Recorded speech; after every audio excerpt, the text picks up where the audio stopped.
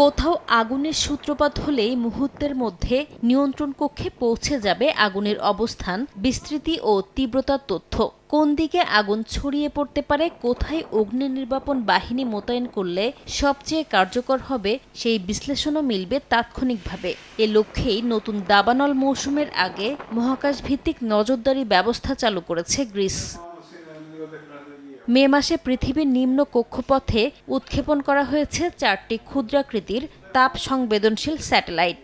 German প্রতিষ্ঠান অরোরাটেকের তৈরি এই স্যাটেলাইটগুলো মাত্র 4 মিটার প্রশস্ত আগুনও শনাক্ত করতে পারে। এর মধ্য দিয়ে বিশ্বের প্রথম দেশ হিসেবে জাতীয় অগ্নি নির্বাপন ব্যবস্থায় নিবেদিত স্যাটেলাইট নেটওয়ার্ক যুক্ত করল গ্রিস।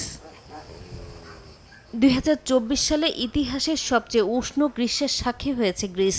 এর আগে 2018 সালে এথেন্সের কাছে ভয়াবহ দাবানলে শতাধিক মানুষের প্রাণহানির পর অগ্নি নির্বাপন ব্যবস্থায় বড় ধরনের সংস্কার আনে দেশটি। ড্রোন ও স্থলভিত্তিক সেন্সরের সঙ্গে এবার যুক্ত হলো স্যাটেলাইট, যা দুর্গম পাহাড়ি এলাকা ও দ্বীপাঞ্চলেও দ্রুত আগুন শনাক্ত করে আগুনের গতিপথের আরও নির্ভুল পূর্বাভাস দিতে পারবে।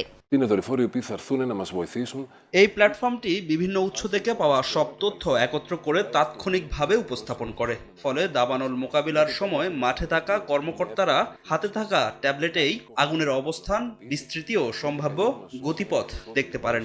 এতে কোন এলাকায় অগ্নি নির্বাপন বাহিনী মোতায়েন করলে সবচেয়ে কার্যকর হবে সেই বিষয়ে দ্রুত সিদ্ধান্ত নেওয়া সম্ভব হয়।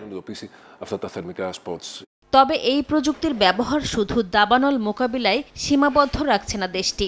ইউরোপীয় ইউনিয়নের অর্থায়নে তাপ সংবেদনশীল রাডার ও অপটিক্যাল স্যাটেলাইট সমন্বয়ে আরও বড় একটি মহাকাশ পর্যবেক্ষণ নেটওয়ার্ক গড়ে তুলছে গ্রিস।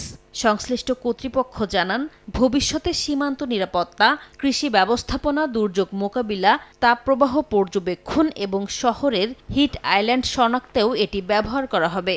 একই সঙ্গে বিদেশি প্রযুক্তির ওপর নির্ভরতা কমিয়ে এই প্রকল্পকে ইউরোপের নিজস্ব মহাকাশ ও নিরাপত্তা সক্ষমতা জোরদারের দীর্ঘমেয়াদী কৌশলের গুরুত্বপূর্ণ অংশ হিসেবেও দেখা হচ্ছে। নাসরিন রুমি, সময় সংবাদ।